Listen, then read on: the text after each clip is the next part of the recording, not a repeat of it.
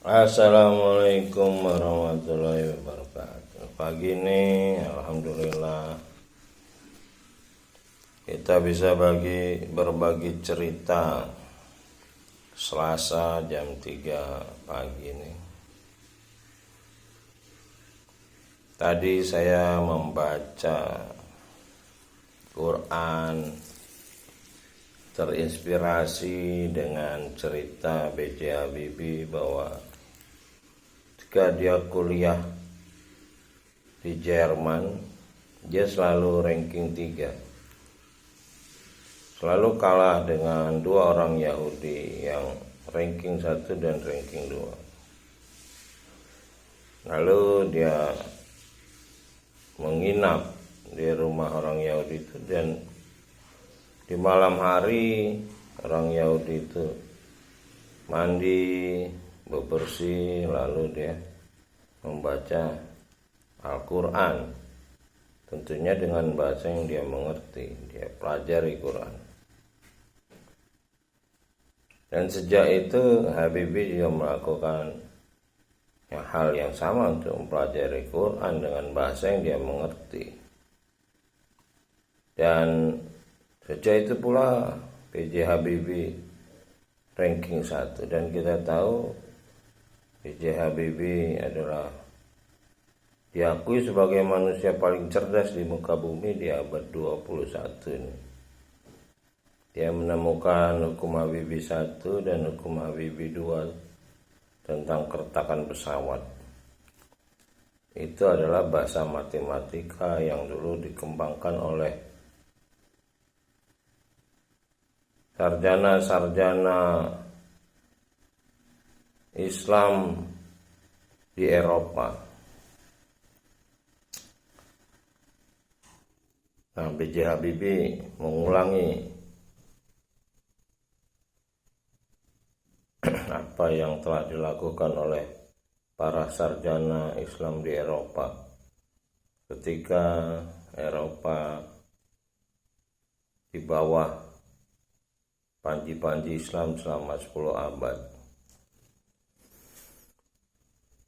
Ini saya malam ini tadi baru membaca surat Al-Baqarah ayat 269.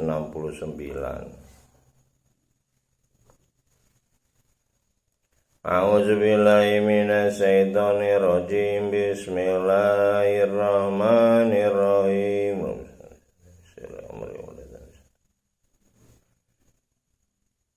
Yutil hikmata man yasha wa man yutal hikmata faqad utiya khairan katsira wa ma yazakkaru illa ulul albab. Sadaqallahul azim. Yang artinya, dia menganugerahkan al-hikmah, paham. Hikmah adalah paham, kepahaman dalam membaca, kepada siapa yang dia kehendaki. Dan barang siapa yang dianugerahi al-hikmah, kepahaman, ia benar-benar telah dianugerahi karunia yang banyak. Dan hanya orang-orang yang berakal, ya zakaru, berzikir nih sebetulnya, yang dapat mengambil pelajaran. Ulul albab. Ulul albab orang-orang yang bisa mengambil hikmah dengan belajar. Jadi dia ulul albab. Nah, sekarang umat Islam Indonesia ini atau di dunia umumnya yang tidak iqra, tidak membaca, mempelajari ayat-ayat yang diterima Nabi terakhir kita Muhammad SAW, ya yang nggak pernah belajar ya bodoh. Kalau dia nggak pernah belajar, bodoh, yang nggak bakal paham petunjuk pencipta langit dan bumi seperti dinyatakan di awal Al-Baqarah, zalikal kitabul la raiba fihi hudal lil muttaqin. Ini petunjuk orang bertakwa. Yang nggak akan bisa bertakwa atau bekerja bila tidak paham. Nah, untuk bisa paham dia harus iqra, membaca sampai tamat berulang kali. Nah, setelah dia tamat dia bisa berpikir, berzikir. Jadi zikir itu berpikir betulnya, tafakarun. Nabi Ibrahim tuh berpikir itu ya zikir, bukan nyebut-nyebut, ngucap-ngucap. Itu mah kebiasaan orang jahiliyah, ngucap-ngucap. Nah, kalau orang yang membaca ini bisa berpikir.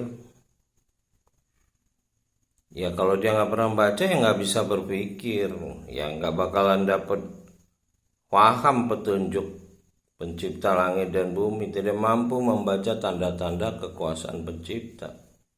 Sehingga tidak bisa membuat pesawat, membuat teknologi digital seperti HP. Nah, makanya umat Islam mengalami kemunduran selama 7 abad.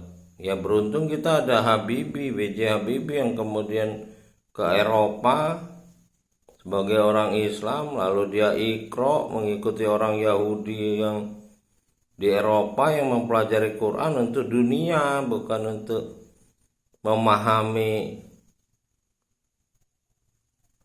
petunjuk sebagai tunjuk hidup yang sesuai dengan Quran. Mereka mempelajari Quran untuk menaklukkan dunia. Nah, terakhir Habibie melakukan iqra, membaca Quran di Eropa sambil sekolah, belajar.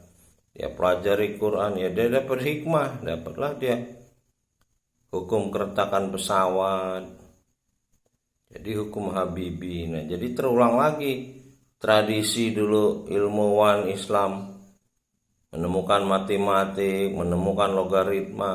Nah, Habibie mengulangi dengan iqra, membaca Quran, terjemahan. Dia menemukan teori keretakan pesawat, hukum Habibie 1, Habibie 2. Nah, bangsa Indonesia ini sebetulnya beruntung ada contoh gitu. Orang Indonesia nih, Pak B.J. Habibie, dengan iqra, membaca Quran dengan baik, mengikuti cara orang Yahudi mempelajari Quran.